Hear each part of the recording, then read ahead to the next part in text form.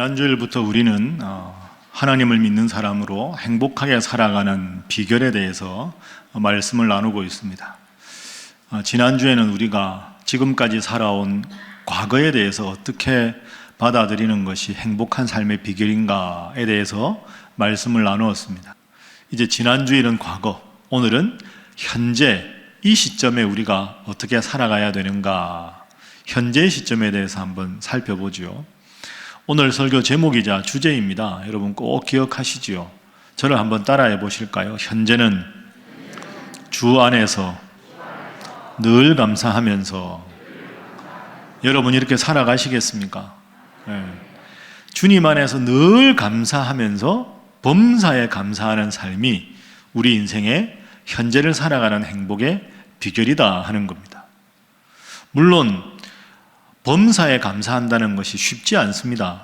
그리고 아마 여러분들 마음으로 이런 비판도 하실 수 있겠죠.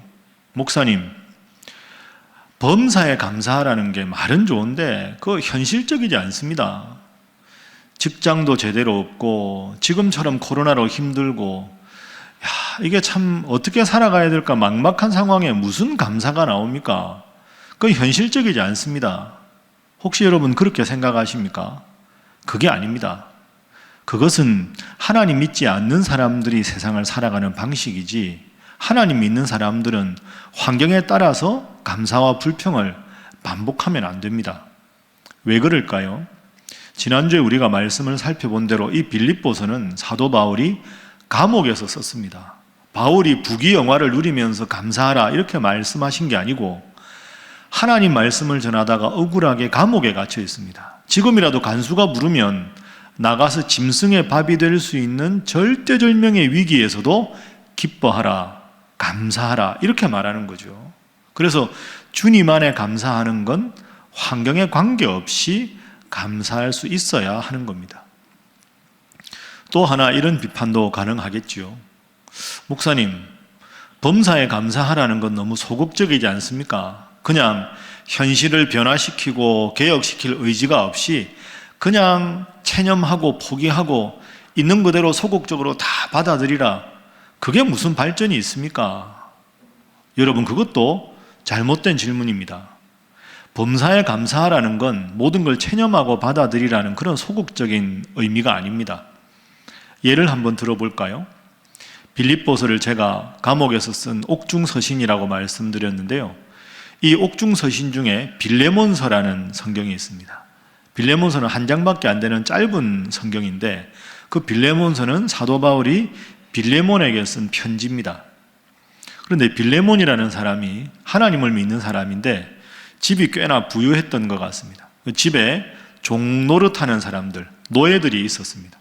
그 노예 중에서 오네시모라고 하는 이름을 가진 노예가 있었는데, 쉬운 말로 이 종노릇하기 싫어서 빌레몬 주인을 섬기다가 집에서 도망 나갑니다.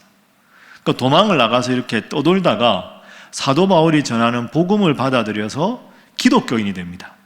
기독교인이 되고 나서 오네시모가 생각해 보니, 아이고 내가 주인님께 참 잘못했구나 이런 생각이 드는 거죠. 돌아가려니까 용기도 없고 쑥스럽지 않습니까? 그래서 바울이 오네시모의 주인인 빌레몬에게 편지를 쓰는 겁니다. 내가 이제 오네시모가 하나님 잘 믿는 사람이 되었습니다. 제가 이제 당신이 주인이니까 돌려보낼 테니까 용서해 주십시오. 이 부탁하고 또 하나 부탁을 하는데, 그리고 주님 믿는 믿음 안에서는 종도 없고 자유자도 없습니다. 그러니까 노예 생활을 했던 오네시모를 돌려보낼 테니까 빌레몬 당신께서 용서하고 받아들이고, 또 하나 더 이상 노예로 부리지 말고 형제로 대우해 주십시오 하는 부탁을 담아 쓴 것이 빌레몬서입니다. 여러분, 이게 복음입니다. 모든 사람들이 노예 제도는 당연하다고 생각했지만 하나님을 믿는 믿음 안에서 주인인 빌레몬이 노예로 오네시모를 받아들이는 게 아니라 형제로 받아들여 달라, 노예 제도를 정면으로 거부하는 것이 복음의 정신입니다.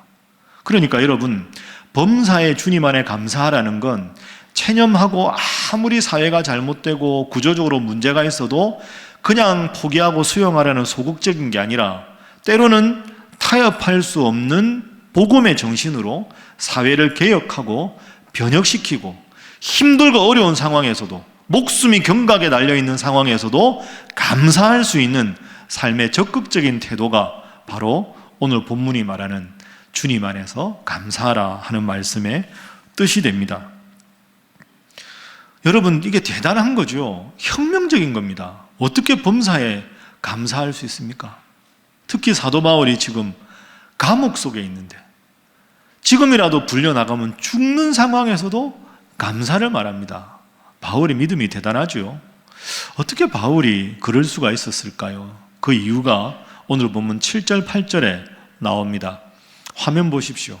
내가 나에게 유익하던 그 모든 것, 내가 유대인이고 베냐민 집하고 가말리엘의 문화생이고 바리새인이고 로마 시민권을 가지고 이 모든 내게 유익하던 자랑을 다 버린다. 왜? 주님을 위해서. 예수님이 지금 나와 함께 하시니까 예수님께서 내가 주님 앞에 인정받을 수만 있다면 다 버리겠다.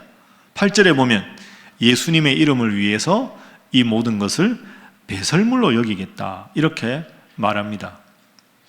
바울의 뜻은 이런 뜻입니다. 쉽게 풀이해보면 빌립보 교회 성도 여러분, 제가 감옥에 있다고 너무 애처롭게 여기지 마십시오. 저는 감옥 속에 있어도 여전히 기쁩니다. 감사합니다. 주님께서 지금 나와 함께 하시기 때문입니다. 제가 과거에 복음을 열심히 전했던 것, 내 자랑할 것 다 저에게는 의미가 없습니다. 여러분이 보기에 감옥 속에 제가 혼자 있는 것이 외롭고 쓸쓸하고 애처로워 보이지만 그렇지 않습니다. 주님께서 지금 내 마음 중심에 함께 계십니다. 이러다가 제가 순교를 당해도 저는 전혀 아쉬움이 없습니다. 주님께서 나와 함께 하시기 때문입니다. 이게 지금 바울의 고백입니다. 그래서 여러분 꼭 기억하십시오. 인생을 행복하게 살아갈 수 있는 첫 번째, 제일 중요한 비결은 주님 안에 있을 때, 주님이 나와 함께 하신다는 것을 믿을 때 우리는 감사할 수 있습니다. 따라해 볼까요? 주님 안에 있을 때 우리는 감사할 수 있습니다. 여러분 믿습니까? 이게 어렵죠. 그렇지만 환경 보지 말고 주님은 지금도 나와 함께 하신다. 이 마음을 탁 품었을 때 나도 모르게 기쁘고 나도 모르게 감사하면 이 사람은 세상에서 제일로 행복한 사람 아닙니까? 여러분 깜깜한 밤에 하늘에 별들이 환하게 가득 차 있으면 반짝반짝하면 아름답잖아요. 사도 바울은 밤하늘의 별과 같은 아름다운 자랑거리들이 있었습니다. 말씀드린 대로 유대인이지요, 베냐민 지파지요, 최고 석학인 가말리엘의 제자지요, 로마 시민권을 가졌죠, 수많은 곳에 복음을 전했죠, 기적도 일으켰죠. 밤하늘에 반짝이는 별빛처럼 수많은 자랑이 있었습니다. 그런데 여러분, 낮에 찬란한 태양이 떠 있을 때 아무리 별들이 반짝여도 아무 의미가 없습니다. 왜? 찬란한 태양빛이 워낙에 강력하기 때문에. 찬란한 태양빛, 대낮의 태양빛이 바로 바울에게는 예수님입니다. 주님이 나와 함께 하신 기쁨이 너무 크기 때문에 대낮에 아무리 별들이 많아도 아무런 빛이 나지 않듯이 나에게는 과거의 모든 것은 아무 의미가 없습니다. 다 해로운 것이고 저는 오직 내 마음에 찬란한 태양이신 예수님만 자랑하겠습니다. 주님 안에 있을 때, 주님이 나와 함께 하심을 느낄 때 나는 행복합니다. 참 훌륭한 고백.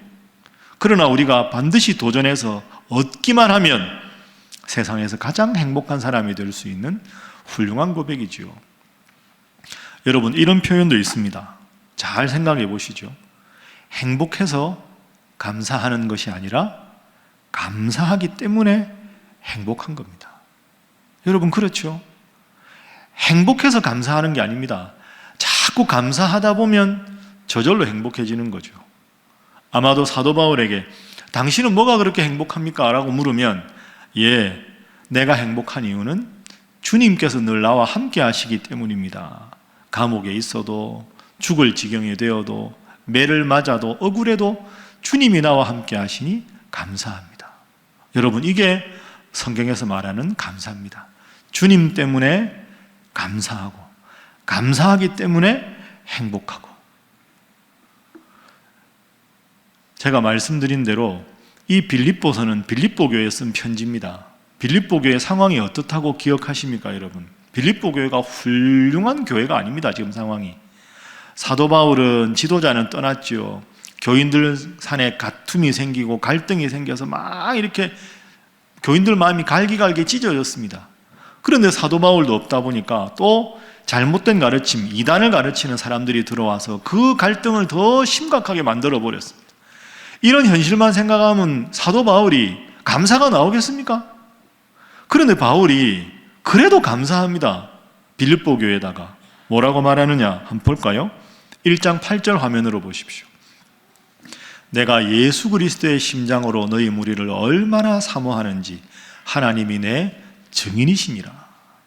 교인들끼리 다투고 갈등하고 싸우고 이단에 빠지고 그런 상황인데도 바울은 빌립보 교회 성도 여러분, 제가 예수님의 심장으로 여러분을 얼마나 그리워하고 사랑하고 사모하는지 하나님이 나의 증인이십니다. 어떻게 이럴 수가 있었을까요? 바울에게 이런 믿음이 있는 거죠. 교회가 어려워도 갈등이 있어도 교회 주인이 주님이시니 주님이 나와 함께 하시고 내가 기도하면 빌립보 교회의 모든 어려움을 다 극복하게 해주실 것이다. 그 믿음이 있어서 꾸지람을 하는 게 아니라 도리어 축복하고 있는 겁니다. 주님 안에 있음을 느낄 때 모든 것에 기뻐할 수 있고 감사할 수 있습니다. 여러분, 우리도 오늘 같은 원리가 적용되겠지요. 내 삶에 이만큼 높은 문제, 이만한 문제가 아무리 있어도 내 마음속에 바울처럼 압도적인 은혜의 높이를 이만큼 쌓아놓으면 아무리 문제가 있어도 문제보다 더 큰 은혜, 더 넓은 은혜, 더 깊은 은혜로 가지고 있으면 이 모든 문제를 극복할 수 있습니다. 꼭 기억하셔서 주님께서 나와 함께 하심으로 주님 안에 범사에 감사하는 여러분 모두가 되시기를 주님 이름으로 축복합니다. 주님께서 나와 함께 하심으로 감사한다. 이건 이제 나하고 주님의 관계입니다. 그죠? 주님과 내 관계. 그런데 우리가 이 관계로만 살 수 없습니다. 사회생활을 하기 때문에 나와 다른 사람의 관계, 이 관계에서도 우리가 행복하게 살려면 감사해야 되는데 나와 다른 사람 더불어 살아가는 이 사회 속에서 어떻게 하면 감사하고 살아갈 수 있을까? 두 가지 감사의 원리를 더 한번 정리해 보겠습니다. 자, 사회생활에서 감사할 수 있으면 이걸 꼭 기억하십시오. 모든 일을 문제로 보기보다는 사랑의 안목으로 바라보셔야 합니다. 문제다 하고 바라보면 모든 게 문제고요. 불평할 것만 보입니다. 그런데 사랑의 안목으로, 은혜의 안목으로 바라보면 모든 게 감사하고 모든 게 은혜로 보일 수밖에 없는 거죠. 그러니까 중요한 건 우리가 어떤 안목으로 내 인생과 주위 환경을 바라보는가가 중요합니다. 한 여자 집사님이 있었습니다. 이제 요즘에 그런 거 많이 하죠. 부부관계 세미나. 그러니까 교회에서 이제 몇몇 집사님들이 부부관계 세미나를 가셨답니다. 가서 들어보니까 핵심은 요즘에 부부끼리 대화가 잘 없으니까 부부끼리 좀 더 이렇게 시간을 내서 열심히 대화하라 하는 게 주제였답니다. 그러니까 이제 집에 와서 있다가 남편이 이제 퇴근하고 왔을 때 저녁상을 다 먹고 이제 물린 다음에 차를 한잔하고 여보 당신 나 좀 보자고 그 남편을 불렀습니다. 그러더만 이제 테이블에 이렇게 거실에 이렇게 앉아가지고 내가 오늘 부부관계 세미나 갔다 왔는데 강사분이 부부끼리 좀 대화를 많이 하라고 하더라고. 그래 여보 오늘 우리가 한번 실천해 보자고. 그러니까 이제 뭐 차 한 잔 끓여놓고 이제 부부가 앉아 대화를. 그 남편은 시큰둥해서 아니 뭘 대화를 한다고. 우리 대화가 필요하다고. 장단점에 대해서 이야기해 보자고. 맞득지가 않은 겁니다. 남편은 하자니까 그래 그럼 단점부터 이야기해. 나부터 할게 나부터. 그럼 하라고. 그 부인이 이제 남편의 단점부터 이야기하는 거죠. 대화를 빌미로. 그러면서 마치 준비했다는 듯이 속사포처럼 막 타타타타탁 하는 겁니다. 양말 좀 제대로 벗어나 당신은. 치약을 왜 꼭 밑에서부터 안 짜고 위에서부터 짜. 정리정돈 좀 해. 면을 먹을 때 호로록 호로록 소리 좀 내지 말고 먹어. 막 이야기하는, 한참을 이야기하는데 남편은 우두커니 이렇게 듣기만 했답니다. 부인이 생각해 보니까 속이 시원하고 할 수 있는 말을 다 한 거예요. 남편한테 이제 당신 차례야. 당신이 해. 그 남편이 이렇게 쳐다보고만 가만히, 당신이 내 단점 내가 오늘 화 안 낼 테니까 당신 내 단점 이야기해보라고. 그 남편이 아내를 이렇게 쳐다보다가 이제 이렇게 하고 이렇게 가만히 이렇게 쳐다보더라는 거죠. 이러고 가만히 이제 아내를 쳐다보니까 남편을 아내도 빤히 쳐다볼 거 아닙니까? 빤히 쳐다보니까 과거에 연애할 때 멋있던 얼굴도 약간은 좀 남아있고, 그러다가 한참을 있다가 남편이 딱 한마디를 하더라는 거죠. 내가 생각해도 딱히 떠오르는 게 없어. 나는 별로 당신한테 단점이라고 생각할 게 없는 것 같아. 이렇게 말을 했다는 거죠. 여러분, 이 남편 멋진 남편 아닙니까? 단점이 없겠습니까? 다 단점 없는 사람이 누가 있습니까? 여러분도 이걸 들으면서 야, 나라면 이렇게 하겠다 이런 생각 하셨죠, 속으로? 딱히 단점이 없는 것 같아요. 별로 할 말 없어. 나 불만 없어 당신한테. 그저 살아주니까 고마워. 여러분, 이 남편이 멋있는 남편입니다. 검사 아내, 그 매력 없습니다. 하나하나 지적하고 이게 문제고 이게 문제고 이게 문제고. 부부관계에서 남편은 변호사 같은 남편, 아내는 변호사 같은 아내. 아이고 그랬구나, 힘들었겠다, 나라도 화냈겠네, 어떻게 참았어 당신? 당신 말이 맞아, 충분히 이해해, 나도 그랬을 거야. 여러분, 그게 멋진 모습 아닙니까? 변호사 같은 남편, 변호사 같은 아내, 그게 필요한 거죠. 솔직히 여러분, 저도 이제 결혼 생활 25년 지났는데요, 잔소리해서 고쳐질 건 이미 고쳤습니다. 지금까지 말해도 안 고쳐지는 건 그러려니 하십시오. 안 되는 거 가지고 서로 타박해봐야 마음만 불편하지 않습니까? 안 되는 거는 말도 하지 말고 좀 잘하는 거 보고 훌륭해, 고마워, 잘했어, 멋져. 그게 부부간에 사는 것 아닐까 생각합니다. 그런데 안 고쳐진다고 윽박 지르고 불평하고 그러지 말고 은혜의 안목으로, 사랑의 안목으로 바라보십시오. 여러분, 중요한 건 그 사람이 아니고요, 그 사람을 바라보는 우리의 시선입니다. 문제라는 시선으로 보지 말고 은혜라는 시선으로 보십시오. 그저 눈 감아주고 좋은 점 바라보며 살아가는 것, 그게 우리가 범사에 감사할 수 있는 중요한 신앙인의 태도입니다. 자, 옆에 분들과 인사 한번 하겠습니다. 사랑의 안목으로 바라보시기 바랍니다. 자, 한 번 더 할까요? 은혜의 안목으로 바라보시기 바랍니다. 자, 마지막 한 가지만 더 정리를 해볼까요? 더불어 살아가는 사회성에서 감사하고 살아갈 수 있으려면 꼭 이것도 기억하십시오. 모든 사람들에게 다 환영받으려고 결코 생각하지 마십시오. 모든 사람들에게 다 칭찬받으려고 생각하는 것, 이게 감사할 수 없는 원인이 됩니다. 여러분, 사회생활 하다가 우리가 마음이 섭섭하고 불평이 생기는 많은 경우가 상대방에 대한 기대가 있기 때문입니다. 내가 이만큼 해주면 저 사람은 저렇게 해주겠지, 저 사람은 이렇게 말해줄 거야, 그 기대하는 게 있는데 그 기대하는 만큼 상대방이 해주지 않으면 섭섭합니다. 상대방에 대해서 섭섭한 것뿐 아니라 내 마음이 다칩니다. 내 마음이 다치면 내 마음에 감사가 안 나오는 거죠. 물론 힘든 경우가 있습니다. 저분하고는 좀 대화도 안 하면 좋겠는데, 안 만나면 좋겠는데, 일하다 보면 반드시 그분을 만나야 되고, 안 보면 좋겠는데 봐야 하고, 말 안 섞으면 좋겠는데 말해야 하고, 그런 관계가 계속되다 보면 스트레스를 받죠. 근데 어떡합니까? 다른데, 일치가 안 되는데. 한 유명한 정신의학자가 이런 말을 했습니다. 제가 그 교수님 말씀을 그대로 인용하겠습니다. 내가 속한 공동체 10명이 있다면 아무리 내가 모든 사람에게 잘하려고 노력해도 그 중에 2명은 무조건 나를 싫어하고 이유 없이, 7명은 나한테 무관심하고, 한 사람은 나를 좋아하게 되어 있다. 내가 아무리 좋은 뜻으로 해도 꼭 왜곡해서 받아들여서 2사람은 이유 없이 싫어합니다. 그리고 내가 저분한테는 잘해준 게 없는데 괜히 나만 보면 좋아하고 막 뭐 좋다 그러고 왜 그럴까 싶은데 유독 좋아해주는 사람이 있다는 거죠. 이게 인간관계입니다. 그러니까 모든 사람들에게 다 좋은 평가를 받고 모든 사람들에게 다 칭찬을 얻으려고 하는 데서 내 마음에 불평이 생기고 섭섭함이 생긴다는 거죠. 그래서 이렇게 관계하다 보면 내 입장에서 섭섭한 마음이 생기면 저분의 입장은 어떨까를 헤아려 보는 태도가 필요합니다. 그분을 위해서뿐 아니라 나를 위해서, 내 정신건강을 위해서. 그걸 한자로 역지사지라고 하죠. 아, 저분 입장에서 보면 충분히 저럴 수 있겠다. 그래야 내가 마음이 안 다치는 겁니다.